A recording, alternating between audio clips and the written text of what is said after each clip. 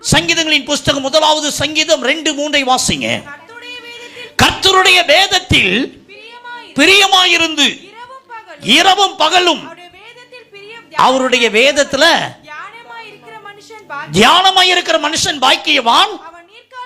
அவன் நீர்க்கால்களின் ஓரமாக நடப்பட்டு தன் காலத்திலே தன் கனியை தந்து இலை உதிராதிருக்கிற மரத்தை போல இருப்பான்.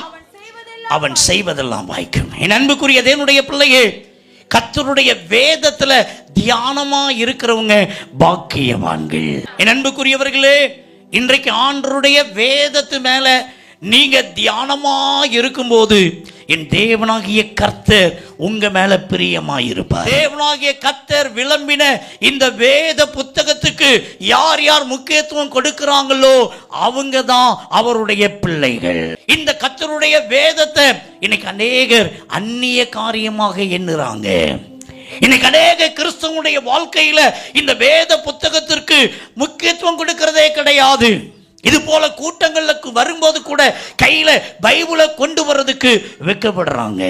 என் அன்புதே பிள்ளையே, ஒரு காரியத்தை தெரிஞ்சுக்கோங்க, நீ இந்த வேதத்தை சும, கர்த்தர் உன்னை சுமப்பாரு. அல்லேலூயா, அல்லேலூயா. ஆபிரகாம் பார்க்கிறாரு, ஈசாக்கு சாயங்காலமான நேரத்துல அவர் தியானம் பண்றதை பார்த்தாரு. இன்னைக்கு அன்புதே பிள்ளையே, நீ கர்த்தருடைய வேதத்துல நீ தியானமா இருக்கும்போது என் ஆண்டவர் அதை பார்த்து என் பிள்ளை நீ கர்த்தர் உங்களுக்கு எல்லா நன்மையும் கர்த்தர் தருவாரு. அல்லேலூயா, அல்லேலூயா. ஆண்டவருடைய வேதத்தை நீங்க மறவாதிருங்க. ஆண்டவருடைய வேதத்தை தியானிக்க மறவாதிருங்க. ஆண்டவருடைய வேதத்தை வாசிக்க மறக்காதீங்க.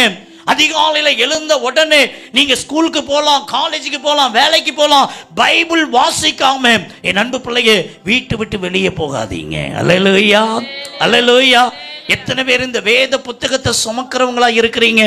என் அன்பு பிள்ளையை, நான் 8th ஸ்டாண்டர்ட் படிக்கும் போது பாருங்க, ஒரு டீச்சர் எனக்கு சொன்னாங்க, இந்த வேத புத்தகத்தை நீ சுமந்தா ஆண்டவர் ஒன்ன சுமப்பார் சொல்லி.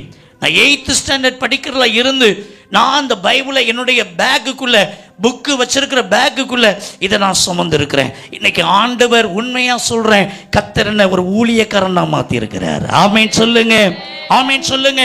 நீங்க 10th படிக்கிறீங்க, படிச்சு முடிச்ச உடனே அந்த புக்கை ஒன்று வித்துருவீங்க, அல்லட்டா உங்க வீட்டு பரன் மேல தூக்கி போட்டுருவீங்க. நீங்க டாக்டரே படிச்சாலும், இன்ஜினியரே படிச்சாலும், கலெக்டரே படிச்சாலும் அந்த புக்கெல்லாம் தூக்கி தூர போட்டுருவீங்க.